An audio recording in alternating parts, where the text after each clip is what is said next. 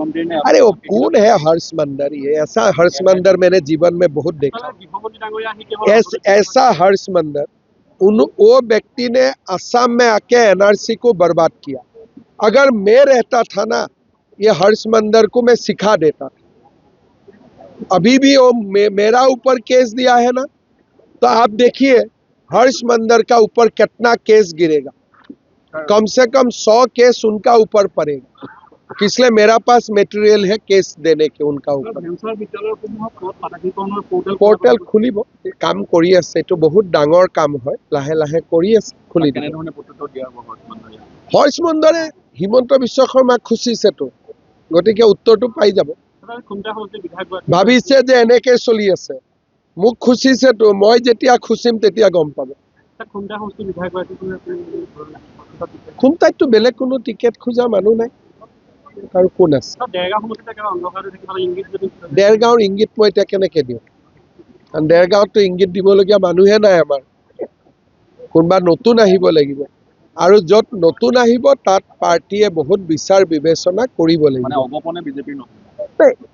দেৰগাঁও সমষ্টিটো এবাৰ ডেফিনেটলি বিজেপিয়ে খেলিব, কাৰণ যোৱাবাৰ যেতিয়া মই এজিপিক দেৰগাঁও সমষ্টি দিছিলোঁ, তেতিয়া দেৰগাঁৱৰ কৰ্মীসকলে মোৰ পৰা প্ৰতিশ্ৰুতি লৈছিলে যে অহাবাৰ আমাক দিব, আৰু মই তেওঁলোকক প্ৰতিশ্ৰুতিও দিছিলোঁ। গতিকে দেৰগাঁৱত 100% বিজেপি হ'ব।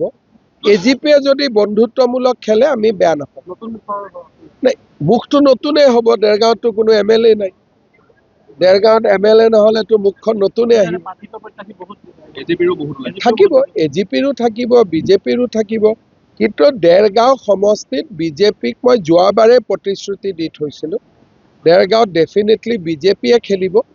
কিন্তু এজিপিয়ে যদি তেওঁলোকৰ কিবা সংগঠনৰ কাৰণে প্ৰয়োজন আৰু এজিপিয়ে খেলিব লাগে বুলি ভাবে, আমি এজিপিক কষ্ট নিদিওঁ মনত, তেওঁলোকে খেলিব পাৰে, আমি কোনো বেয়া নাপাওঁ।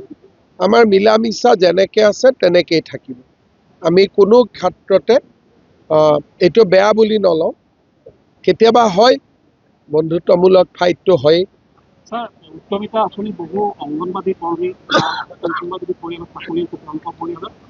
চাকৰিত নিয়ম যিখিনি আছে নিয়মটোতো পালন কৰিবই। গতিকে চৰকাৰে যি গাইডলাইন দিয়ে, গাইডলাইনৰ ভিতৰত যোন পৰে পাব, যোনে নাপায় তেওঁলোকে বেলেগ আঁচনি পাব।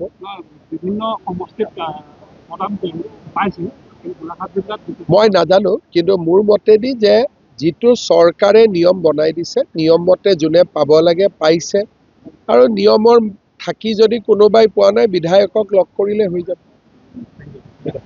ঠিক আছে, হ'ব। যিকোনো খবৰৰ বাবে যোগাযোগ কৰক আমাৰ এই নম্বৰত 9181 307 2221।